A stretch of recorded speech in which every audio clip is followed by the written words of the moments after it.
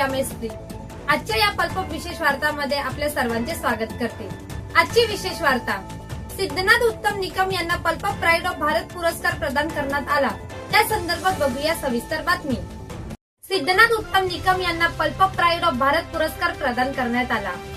साताऱ्यातील उद्योजकांच्या तंत्रज्ञान क्षेत्रातील उल्लेखनीय कार्यासाठी पल्पप प्रकाशन संस्थेकडून राज्यस्तरीय सन्मान कोडोली दिनांक 3 मे 2026 पल्पप पब्लिकेशन संस्थेच्या वतीने आयोजित 7व्या राज्यस्तरीय साहित्य संमेलनात या वर्षीचा मानाचा पल्पप प्राईड ऑफ भारत पुरस्कार रहिमतपूर जिल्हा सातारा येथील सुपुत्र तथा सायकस ऑफ इंडिया प्रायव्हेट लिमिटेडचे संस्थापक माननीय श्री सिद्धनाथ उत्तम निकम यांना प्रदान करण्यात आला।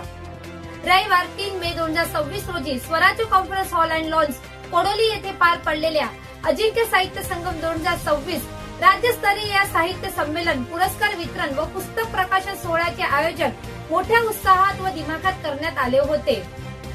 संमेलनाच्या मुख्य आयोजक माननीय सौ लीनाताई पाटील यांनी अत्यंत सुंदर व नियोजनबद्ध पद्धतीने कार्यक्रमाचे आयोजन केले होते।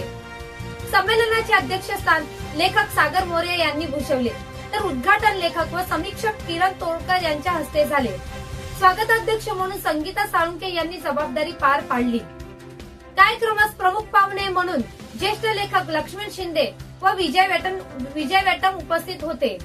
तसेच रणजित माने, माननीय किरण भोसले, माननीय तुषार चव्हाण, ज्येष्ठ लेखक गणपतराव कंसे, ज्येष्ठ लेखिका रेखा दीक्षित, माननीय प्रकाश बारी व कवयित्री वैशाली महाडिक यांच्या हस्ते माननीय सिद्धनाथ निकम यांना शाल, श्रीफळ, सन्मानपत्र व सन्मान चिन्ह देऊन गौरवण्यात आले।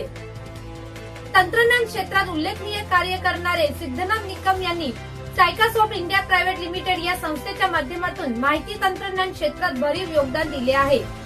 त्यांनी विशेषतः कृत्रिम बुद्धिमत्ता, AI, ERP सिस्टीम विकास, predictive analytics, stock forecasting, digital transformation आणि क्लाउड आधारित सॉफ्टवेअर सोल्युशन या क्षेत्रात आधुनिक व नाविन्यपूर्ण उपाययोजना विकसित केल्या आहेत। त्यांच्या नेतृत्वाखाली विविध उद्योजकांसाठी स्मार्ट डेटा आधारित व कार्यक्षम ERP प्रणाली विकसित करण्यात आल्या आहेत। विशेषतः मॅन्युफॅक्चरिंग ERP सॉफ्टवेअरच्या माध्यमातून उत्पादन नियोजन, production planning, inventory management, purchase management, sales and distribution, quality control, barcode integration, warehouse management आणि रिअल टाइम प्रोडक्शन ट्रॅकिंग यासारख्या आधुनिक सुविधा उद्योगांना उपलब्ध करून देण्यात आल्या आहेत। त्यामुळे अनेक उत्पादन उद्योगाची कार्यक्षमता, अचूकता आणि उत्पादन क्षमता मोठ्या प्रमाणात वाढली आहे। तसेच त्यांनी विकसित केलेल्या आणि पेरोल मॅनेजमेंट सॉफ्टवेअरमुळे कर्मचारी उपस्थिती, attendance management, leave management, salary processing, PF, ESIC गणना, payslip automation, employee self service portal आणि परफॉर्मन्स ट्रॅकिंग यासारख्या सुविधा संस्थांना सुलभ झाल्या आहेत। या प्रणालीमुळे कंपन्यांचे मानव संसाधन व्यवस्थापन अधिक पारदर्शक, गतिमान व डिजिटल बनले आहे।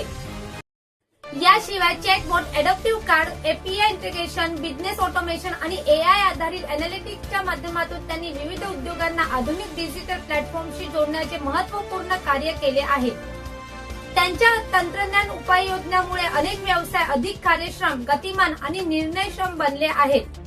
सामाजिक क्षेत्रातही त्यांचे योगदान लक्षणीय असून युवकांना तांत्रिक मार्गदर्शन, कौशल्य विकास, करिअर काउन्सिलिंग आणि रोजगार निर्मितीसाठी ते सक्रियपणे कार्यरत आहेत। ग्रामीण भागातील विद्यार्थ्यांना आधुनिक तंत्रज्ञानाची ओळख करून देणे व डिजिटल कौशल्य विकसित करण्यासाठी ते सातत्याने प्रयत्नशील आहेत। पुरस्कार स्वीकारताना सिद्धनाथ निकम यांनी या सन्मानाबद्दल कृतज्ञता व्यक्त करताना सांगितले की हा पुरस्कार माझ्या कार्याला अधिक प्रेरणा देणारा असून भविष्यात आणखी नाविन्यपूर्ण तंत्रज्ञान विकसित करण्यासाठी मला प्रेरणा मिळेल। कार्यक्रमाचे सूत्रसंचालन संदीप पवार, अजित क्षीरसागर, वर्षाली देशमुख व वंश काळे यांनी केले, तर आभार प्रदर्शन विजय कदम यांनी केले। पुरस्काराने सन्माननीय श्री सिद्धनाथ उत्तम निकम सातारा यांना जाहीर झाला आहे। त्यांना मी विनंती करते त्यांनी व्यासपीठावर घ्यावे। सरांना सन्मान देण्यासाठी शिंदे सर यांनी द्यावा।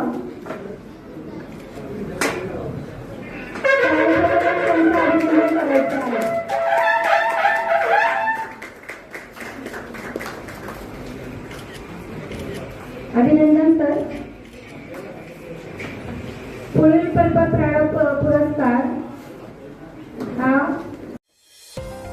तर ही होती आजची विशेष वार्ता. चला तर मग परत भेटूया पल्पप नवीन विशेष वार्तामध्ये.